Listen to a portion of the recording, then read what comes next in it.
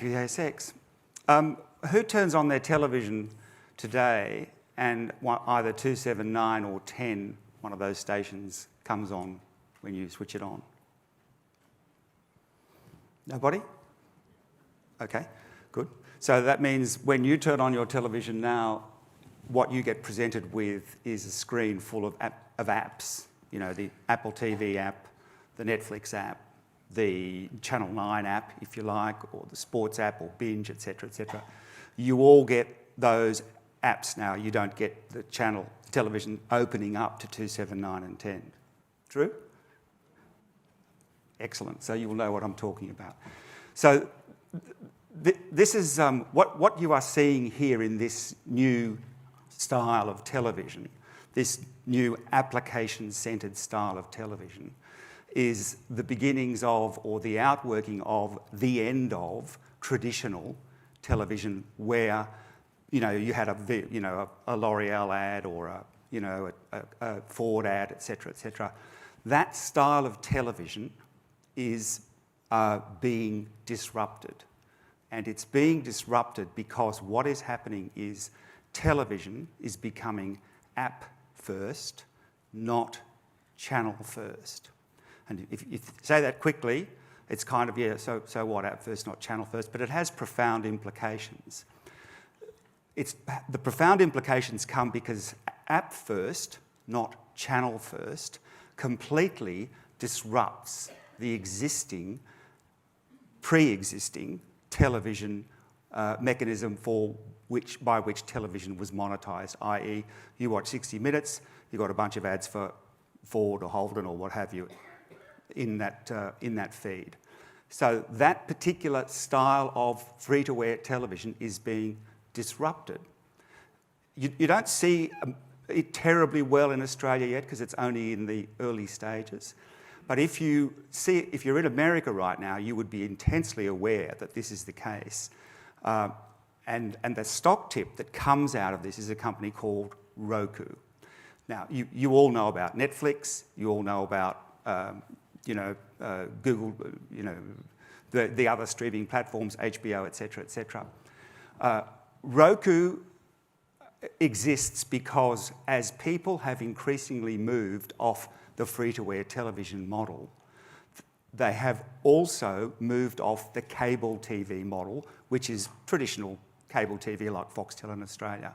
They've moved off it because it's expensive, and they've discovered that Netflix gives them, a lot of variety, a lot of good programming, and others besides, and it's a fraction of the price. When they switch off their cable bundle, when they switch off Foxtel, they discover they lose a lot of other channels as well. Roku exists, and by the way, Roku is in essentially 1 in 2 of all smart TVs sold in America right now, and its penetration is just reaching around about 45 to 50% of the US TV households after 7 years. Roku exists because when people switch off their cable system in favour of Netflix, they lose a whole bunch of other channels, and in losing a whole bunch of other channels, they find their television experience is not as good. Roku, as I say, which is in half the television households, says no problem. We will go and find you all these other applications that sit on your television. Applications that might not be in your area. You might be in Sydney, or you might be in Chicago. You might want to watch a country and western music channel. And so Roku will help surface that country and western music channel onto your television, and it will sell advertising. But it won't sell advertising for you in Sydney or Chicago coming out of Nashville. That wouldn't make any sense.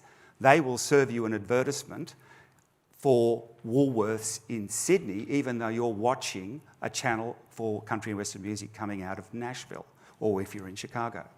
The point about that is Roku monetises, in other words, it puts the advertising in front of you, the viewer. It takes some of the cash raised from that channel, that advertising, it rebates it back to the country and western station, it keeps some for itself, and you, the viewer, get to see a country and western music channel wherever you are with a geographically relevant advertisement. If you're in Sydney, it'll be Woolworths or Coles or whatever it is. This is, I said this before, you say it slowly, disruption. This is disruption. What this is taking a 6-decade-old business model and turning it entirely on its head. This business, frankly, should not exist. Facebook and Google should have been the people that monetised this business effectively, and they didn't. And the point about that is to say the following. We are a disruption fund. We look for companies that are upsetting the existing landscape for business, and Roku works beautifully in free-to-air television. But you know, there are tons and tons of other ones.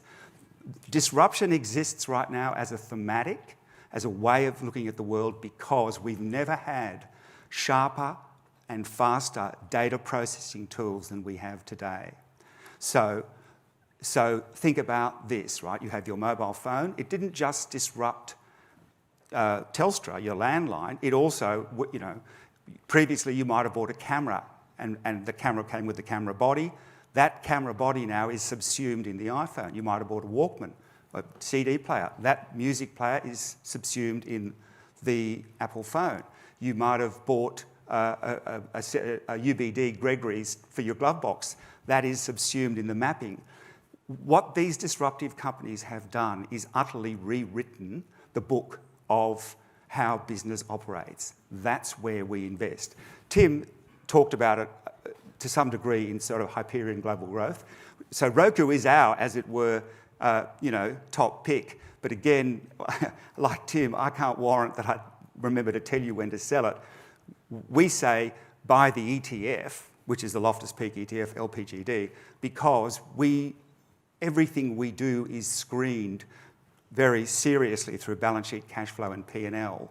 I'm an ex-Macquarie banker, so I've been an analyst for 30 years. Everything is run through balance sheet, cash flow and P&L so that when things get expensive, we sell them.